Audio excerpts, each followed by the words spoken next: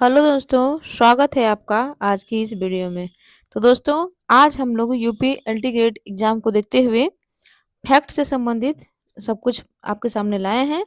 और एक एक करके खास करके आज हम लोग भाषा विज्ञान पे और बोली उनके क्षेत्र पे देवनागरी लिपि के विकास पे सब कुछ के बारे में बात करेंगे। और आपको एक ये जो स्क्रीन पे दिख रहा है, आप इसको चाहे तो नोट भी कर लें। यहाँ से क्वेश्चन फंसने की पूरी पूरी संभावना है। चलिए जल्दी से वीडियो की शुरुआत करते हैं। पहला हमारा है हिंदी की प्रमुख बोलियां और उसके नामकरणकर्ता के बारे में सब कुछ बताना है। तो कौरवी नाम किसने दिया था? तो ये दिया था राहुल सांस्कृत्यायन ने। तो कौरवी नाम किसने दिया था? राहुल सांस्कृत्यायन ने। ब्रजबुली नाम किसने दिया है? तो वो दिया है ईश्वर चंद्र गुप्त ने। राजस्थानी भाषा की बात करें तो ये नाम किसने दिया है? तो ये दिया है ग्रियर्सन ने। डिंगल भाषा किसने नाम दिया है? ये दिया है बाकीदास ने। जब भी बोलियों के नामकर्ता से क्वेश्चन बनेंगे तो यहीं से बनेंगे, इससे बाहर नहीं जाएंगे। बिहारी नाम किसने दिया है? तो वो भी दिया है ग्रियर्सन ने। भोजपुरी नाम किसने दिया? तो वो दिया है रेमंड ने। मैथिली नाम किसने दिया है? वो दिया है कोलब्रुक ने। फिर से हम लोग रिपीट कर लेते हैं। कौरवी नाम किसने दिया है? राहुल सांस्कृत्यायन ने। ब्रजबुली नाम किसने दिया? ईश्वर चंद्र गुप्त ने। राजस्थानी नाम किसने दिया? ग्रियर्सन ने। डिंगल नाम किसने दिया है? बांकीदास ने। बिहारी किसने दिया है? ग्रियर्सन ने। भोजपुरी रेमंड ने। और मैथिली किसने दिया है? कोलब्रुक ने। तो यहाँ इसको आप बिल्कुल ध्यान में रखिए, चाहे तो आप स्क्रीनशॉट भी ले सकते हैं। चलिए अब हिंदी की प्रमुख बोलियां और उसके क्षेत्र के बारे में बात कर लेते हैं। यहाँ से भी क्वेश्चन निश्चित बनते हैं। तो ओकार बहुला बोली कौन कौन सी? सबसे पहले तो हमको ये पता होना चाहिए। तो ब्रज भाषा भी क्या है? ओकार बहुला। बुंदेली भी क्या है? ओकार बहुला। कन्नौजी भी क्या है? ओकार बहुला। और मारवाड़ी भी क्या है? ओकार बहुला। तो ओकार बहुले में देखिए कौन कौन सी बोली आ गई। ब्रज आ गई, बुंदेली, कौरवी, सॉरी कन्नौजी और मारवाड़ी। अब इनके क्षेत्र के बारे में बात कर लेते हैं हम लोग कि ब्रज भाषा का क्षेत्र क्या क्या है। तो कौन सा है? मथुरा है, आगरा है, अलीगढ़ है, बरेली, बदायूं, एटा, मैनपुरी, गुड़गांव, भरतपुर, करौली। ये सभी क्षेत्र क्या है? यहाँ पे ब्रज भाषा बोली जाती है। अब बुंदेली की बात कर लेते हैं। तो बुंदेली कहाँ कहाँ बोली जाती है? तो उत्तर प्रदेश और मध्य प्रदेश में बोली जाती है। उत्तर प्रदेश के झांसी में, उरई में, जालौन में, हमीरपुर। और मध्य प्रदेश में कहाँ कहाँ? सागर, ओरछा, दतिया और होशंगाबाद। यहाँ पे बुंदेली का क्षेत्र है। आगे बढ़ते हैं। कन्नौजी की बात कर लेते हैं हम लोग। तो कन्नौजी कहाँ कहाँ बोली जाती है? इटावा में, फर्रुखाबाद, हरदोई, पीलीभीत, शाहजहांपुर और कानपुर। तो क से कन्नौजी और क से कानपुर ध्यान रखिएगा। इटावा, फर्रुखाबाद, हरदोई, पीलीभीत और शाहजहांपुर, यहाँ पे क्या बोली जाती है? कन्नौजी बोली जाती है। आगे बात कर लेते हैं। मारवाड़ी, देखिए मारवाड़ी राजस्थान की बोली है। तो कहाँ बोली जाती है? जोधपुर, अजमेर, किशनगढ़ और जैसलमेर। चार जगह कहाँ कहाँ? जोधपुर, अजमेर, किशनगढ़ और जैसलमेर में क्या बोली जाती है? मारवाड़ी बोली जाती है। देखिए अब हम लोग उदासीन आकार बोला की बात करते हैं। उदासीन बोली कौन सी है? अवधी है। और कौन है? बघेली, जिसको रिवाई भी कहते हैं। अब इसका क्षेत्र हम लोग देख लेते हैं कहाँ कहाँ है। तो अयोध्या, लखीमपुर, लखीमपुर खीरी, बहराइच, गोंडा, बाराबंकी, लखनऊ, सीतापुर, उन्नाव, फैजाबाद, सुल्तानपुर, रायबरेली, इलाहाबाद, जौनपुर, मिर्जापुर और प्रतापगढ़। ये सब किसके क्षेत्र हैं? अवधी भाषा के क्षेत्र। इसमें से इंपॉर्टेंट कौन सा है? फैजाबाद, रायबरेली, इलाहाबाद, बाराबंकी, सीतापुर। ये सब क्या है? अवधी के। अयोध्या, लखीमपुर खीरी, ये सब क्या है? अवधी के क्षेत्र हैं। अब बघेली की बात कर लेते हैं। तो बघेली रीवा, जबलपुर, मिर्जापुर, ये इंपॉर्टेंट है, इन तीनों को याद रखिए। रीवा, जबलपुर और मिर्जापुर में क्या बोली जाती है? बघेली। ठीक है। अब ये इसकी बात करते हैं भोजपुरी की। तो ये क्या है? इकारांत।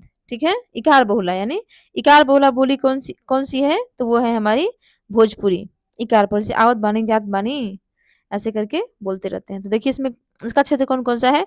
भोजपुर, शाहजहांबाद, छपरा, चंपारण, देवरिया, गाजीपुर, बलिया, बनारस। ये सब क्या है? भोजपुरी के क्षेत्र हैं। अब चलिए हम लोग हिंदी की जो प्रमुख बोलियां हैं, ठीक है, चार प्रमुख बोलियां, एक सेकेंड। तो हिंदी की जो चार प्रमुख बोलियां हैं उनके बारे में हम लोग बात करते हैं। वो 4 प्रमुख बोलियों के बारे में बात करते हैं, उनकी क्या विशेषताएँ हैं, उनको हम देख लेते हैं। तो पहली जो भाषा है, ब्रज भाषा। इसकी उत्पत्ति किससे हुई है? सौरसेनी अपभ्रंश से। किस हिंदी के अंतर्गत आती है? तो ये पश्चिमी हिंदी के अंतर्गत आती है। इसकी प्रकृति क्या है? तो ये है ओकार बहुला। कौन-सी भाषा? ब्रज भाषा। तो ब्रज भाषा कैसी किससे निकली है? सौरसेनी अपभ्रंश से। किसके अंतर्गत आती है? पश्चिमी हिंदी के। कैसी है? ओकार बहुला। हुँ। अब देख लेते हैं इसमें स्वर क्या-क्या होते हैं, 3 प्रकार के होते हैं। कौन-कौन से? अति ह्रस्व, ह्रस्व और दीर्घ, ये ध्यान रखिएगा। अब अगली है बड़ी बोली हमारी अवधी, ठीक है? अवधी की उत्पत्ति किससे हुई है? अर्धमागधी से। और किसकी है अवधी बगली छत्तीसगढ़ी पूर्वी हिंदी की बोलियाँ हैं और ये आकार बहुला है। अवधी अवधी, अ से आकार बहुला। अब ब्रजभाषा क्या है? वो है ओकार बहुला, ठीक है? इसमें स्वर कौन से होते हैं? अति ह्रस्व और ह्रस्व, ठीक है? ध्यान दे लेते हैं हम आगे। कौरवी जो कि खड़ी बोली का नाम है, इसकी उत्पत्ति किससे हुई है? सौरसेनी अपभ्रंश से। ये किसके अंतर्गत आती है? तो पश्चिमी हिंदी के अंतर्गत आती है। तो देखिए 2 बोलियां जो बहुत बड़ी हैं, ब्रजभाषा और कौरवी, दोनों ही पश्चिमी हिंदी के अंतर्गत आती हैं। ब्रजभाषा की प्रकृति है ओकार बहुला, जबकि कौरवी की प्रकृति क्या है? आकार बहुला। ये क्या है? आकार बहुला। अवधी क्या है? आकार, और कौरवी क्या है? आकार बहुला। हम आगे देख लेते हैं। अब भोजपुरी की बात, तो भोजपुरी की उत्पत्ति किससे हुई है? मागधी अपभ्रंश से। ये किसके अंतर्गत आती है? बिहारी हिंदी की, और इसकी प्रकृति क्या है? इकार बोला, ठीक है? ये हमको ध्यान रख लेना है। अब इसमें अगली विशेषता देख लेते हैं। तो ये किसका था? ध्यान रखिएगा। ये है ब्रज का, ये है अवधी का, ठीक है? ये कौरवी का क्षेत्र, ये है उम, भोजपुरी का क्षेत्र। तो ध्यान दें और क्या विशेषता है इसकी? जो ब्रज भाषा है उसमें ड़ न में होता है, और क्या है? जो अड़ है वो र में, और श का प्रयोग नहीं होता, बल्कि किसका होता है? इस वाले श का प्रयोग होता है।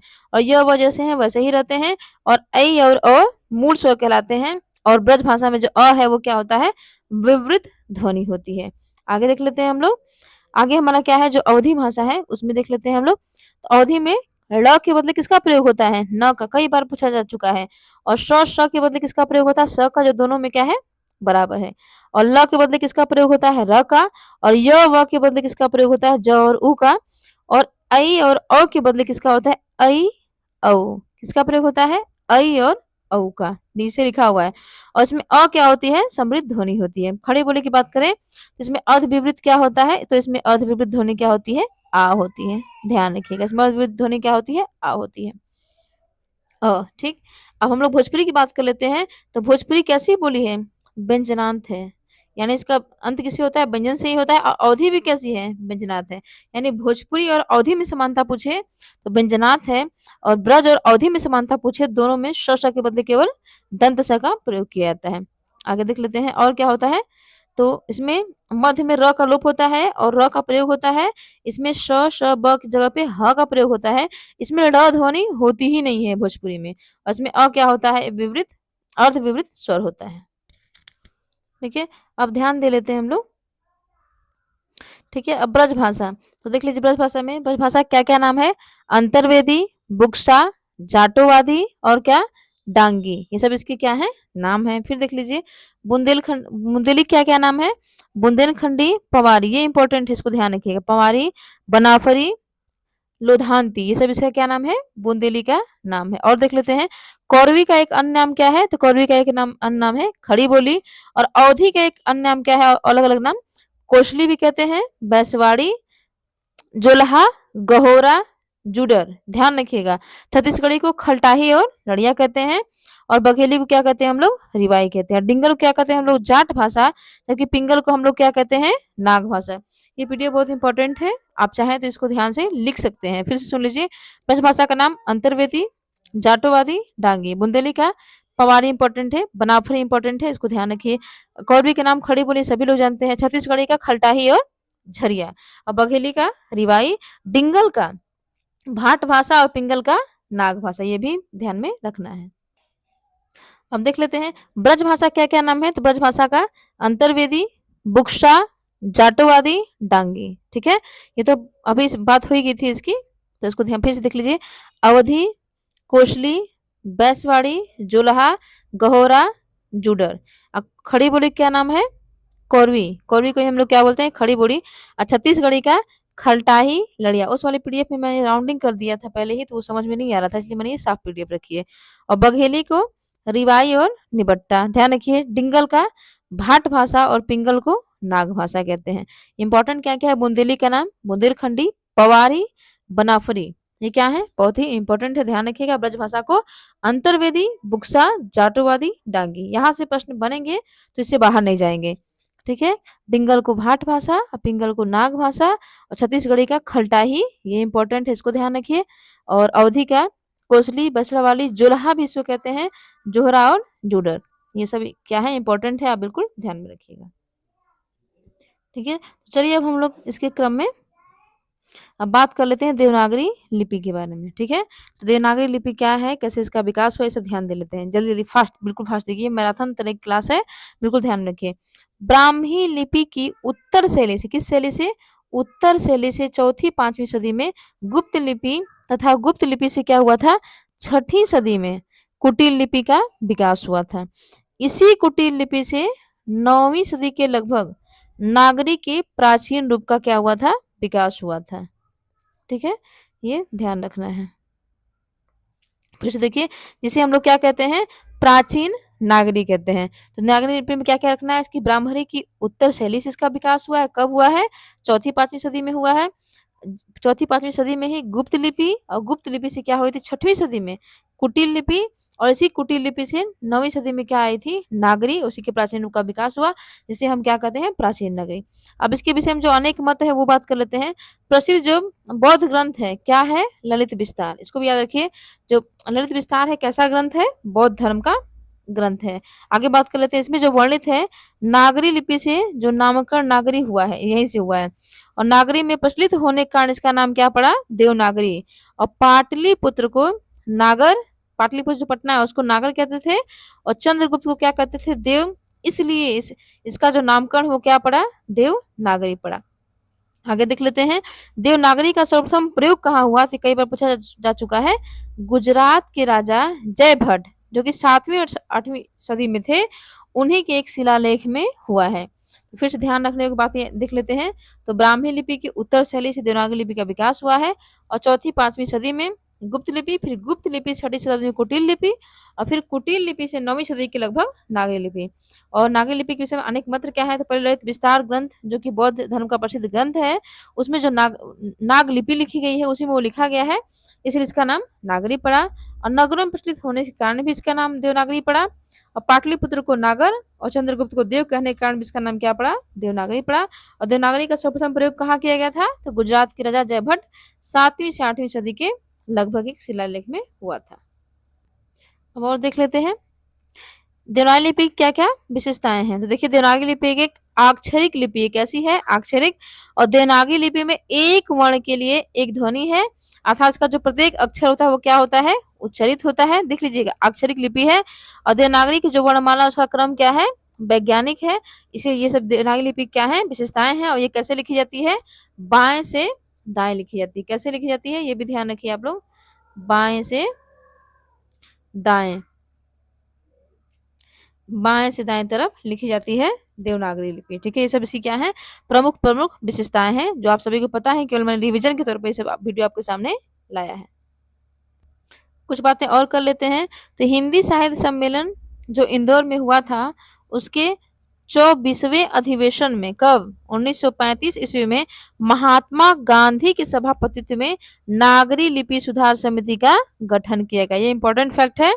क्या? हिंदी साहित्य सम्मेलन किस अधिवेशन? इंदौर के 24वें अधिवेशन में, जो कि सन 1935 में हुआ था, उसमें महात्मा गांधी ने सभापतित्व किया था। उसी समय नागरी लिपि सुधार समिति क्या हुआ था? गठन हुआ था। अब आगे देख लेते हैं, नागरी लिपि सुधार समिति के संयोजक कौन थे? काका कालेलकर। और उसी सम्मेलन में कुल 14 सुझावों को स्वीकार किया गया था। प्रश्न ये बने कि नागरी लिपि सुधार समिति के संयोजक कौन थे? तो काका कालेलकर थे। कितने सुझावों पे स्वीकृति बनी थी? 14 सुझावों पे। और क्या हुआ था? नागरी प्रचारणी सभा का गठन जो है 1945 ईस्वी में नागरी लिपि सुधार हेतु एक समिति की गई थी। देखिए, उसके बाद क्या हुआ था? उत्तर प्रदेश सरकार ने 31 जुलाई 1947 में आचार्य नरेंद्र देव की अध्यक्षता में नागरी लिपि सुधार समिति का भी गठन किया था। कब? उत्तर प्रदेश सरकार के बारे में पूछेगा तब सही होगा हमारा 31 जुलाई 1947। और बाकी ऐसे पूछेगा कब नागरी लिपि सुधार समिति का गठन हुआ, तो इंदौर के 24वें अधिवेशन में, 1935 में महात्मा गांधी के सभापतित्व में। आशा करती हूँ ये सब आपको समझ में आ रहा होगा। थोड़ा एक बार हम लोग इसको भी देख लेते हैं। तो कैसे कैसे विकास हुआ है। तो पहले ब्राह्मी लिपि थी। ब्राह्मणी लिपि की जो है 2 शैलियां थी, दक्षिणी शैली और उत्तरी शैली। तो दक्षिणी शैली से किसका किसका विकास हुआ है? तमिल, तेलुगु, कन्नड़, यानी तेलुगु, तमिल, कन्नड़ का विकास जो हुआ है दक्षिणी शैली से हुआ है। इन्हीं लिपियों का विकास किससे हुआ? दक्षिणी शैली से। और उत्तर शैली जो थी उसी से गुप्त लिपि कब आई थी? चौथी 5वीं सदी में आई थी। और उसी से गुप्त लिपि से ही सिद्ध मातृका या कुटिल लिपि आई, और उसी से देवनागरी लिपि का विकास हुआ था। ये है देवनागरी लिपि का विकास क्रम, इसको भी आप जानते रहिए। अब देखिए देवनागरी लिपि के विकास का ये 2021 में पूछा हुआ क्वेश्चन था। 2021 जो टीजीटी हुआ था उसमें पूछा गया था। तो विकास क्रम क्या है? पहले चित्र लिपि, फिर प्रतीक लिपि, फिर भाव लिपि, फिर ध्वनि लिपि। याद कैसे करेंगे? पहले मानव ने क्या किया था? चित्र बनाना सीखा था। चित्र क्या होते हैं? किसी चीज के प्रतीक होते हैं, और प्रतीक से ही आप क्या करते हैं? भाव ले लेते हैं। उस भाव से भी फिर क्या निकलती है? आपकी ध्वनि निकलती है। यह है। अब ध्यान दे लेते हैं, ये जो भारत की सभी लिपियां वो कैसी हैं? अक्षरात्मक हैं। ध्यान रखिएगा, भारत की जो सभी लिपि है वो क्या है? अक्षरात्मक। और रोमन लिपि वो क्या है? वर्णनात्मक है। ये आपको ध्यान रखना है। चलिए आज की वीडियो में इतना ही। आशा करती हूँ जो सब जानकारियाँ थी आपके लिए उपयोगी सिद्ध होंगी। आप इसको बिल्कुल स्लो मोशन में करके देख लीजिएगा। मिलते हैं अब अगली क्लास में। वीडियो देखने के लिए धन्यवाद।